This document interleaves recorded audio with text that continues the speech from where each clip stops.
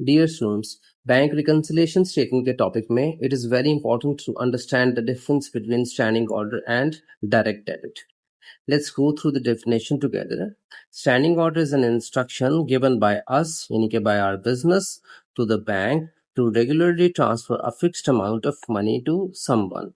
इसमें ये होता है कि हम बैंक को खुद इंस्ट्रक्शंस दे देते हैं या ऑर्डर कर देते हैं कि आप हर महीने या हर 2 महीने बाद या हर वीक बाद यानी कि रेगुलर इंटरवल्स पे एक सर्टेन अमाउंट ऑफ मनी यानी कि फिक्स्ड पैसे किसी को पे कर दिया करें।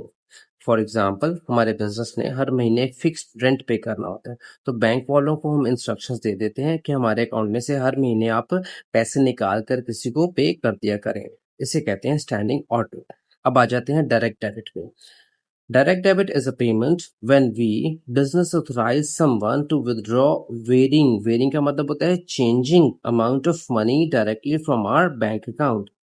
डायरेक्ट डेबिट में बेटा हम बैंक को नहीं बल्कि किसी थर्ड पार्टी को, इट कैन बी हमारी इलेक्ट्रिक कंपनी या टेलीफोन कंपनी हो सकती है, हम उनको ऑथोराइज कर देते हैं, परमिशन दे देते हैं कि हमारा जितना भी बिजली का या टेलीफोन का बिल होगा आप हर महीने डायरेक्टली हमारे बैंक में से पैसे निकलवा सकते हैं।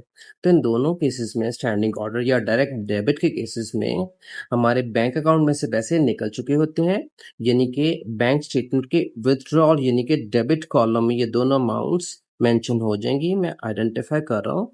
जबकि कैश बुक में बुक कीपर ने अभी ये अमाउंट्स अभी अपनी क्रेडिट साइड पर रिकॉर्ड नहीं की होती है। तो ये दोनों अमाउंट्स को आइडेंटिफाई करने के लिए, लोकेट करने के लिए आपको क्या करना होगा, आपको बैंक स्टेटमेंट का जो विथड्रॉल वाला यानी कि जो डेबिट कॉलम है आप उसे कंपेयर करेंगे कैश बुक के क्रेडिट कॉलम के साथ। तो लेट्स स्टार्ट। अब बैंक स्टेटमेंट का जो विथड्रॉल कॉलम है ये डेबिट कॉलम है, इसे मैं पॉइंट आउट कर रहा हूँ। यहाँ से शुरू करते हैं। पहली अमाउंट लिखी हुई है 102, मैं इसे हाईलाइट कर रहा हूँ पिंक से।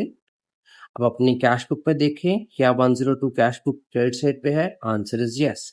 अब नीचे आ जाए, नेक्स्ट अमाउंट है, मैं उसे हाईलाइट कर रहा हूँ डिफरेंट हाईलाइटर से। ये देखें, ये 35 की अमाउंट जो बैंक स्टेटमेंट के विथड्रॉल कॉलम में अपेयर हो रही है, मैं रेड से सर्कल भी कर देता हूँ। ये वाली अमाउंट बैंक स्टेटमेंट के विथड्रॉल कॉलम में दिख रही है और डिटेल में लिखा हुआ है स्टैंडिंग ऑर्डर।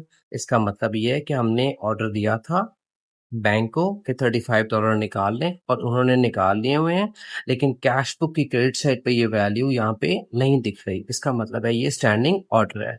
उसके नीचे आप देखें 150 लिखा हुआ है, मैं उसे सर्कल कर रहा हूँ रेड से। ये डिसऑनर्ड चेक है, ये भी कैश बुक में रिकॉर्डेड नहीं है, ये हम नेक्स्ट किसी वीडियो में डिस्कस करेंगे। उसके नीचे अमाउंट लिखी हुई है, विथड्रॉल कॉलम ही देख रहे हैं हम बैंक स्टेटमेंट का, ये 250 की अमाउंट, मैं इसे हाईलाइटर है उसे हाईलाइट भी कर रहा हूँ दोबारा, डिफरेंट हाईलाइटर, ये ब्लू सा है। ये देखिए 250 की अमाउंट बैंक में से निकल चुकी हुई है, लेकिन ये अमाउंट भी आपकी कैश बुक में क्रेडिट साइड पे आपको कहीं भी नहीं दिखेगी। और डिटेल में मैंने लिख दिया हुआ डायरेक्ट डेबिट। इसका मतलब है वाईजे इलेक्ट्रिक कंपनी ने डायरेक्टली $250 की अमाउंट हमारे बैंक में से विथड्रॉ कर ली हुई है और ये अमाउंट कैश बुक की क्रेडिट साइड पे भी रिकॉर्डेड नहीं है।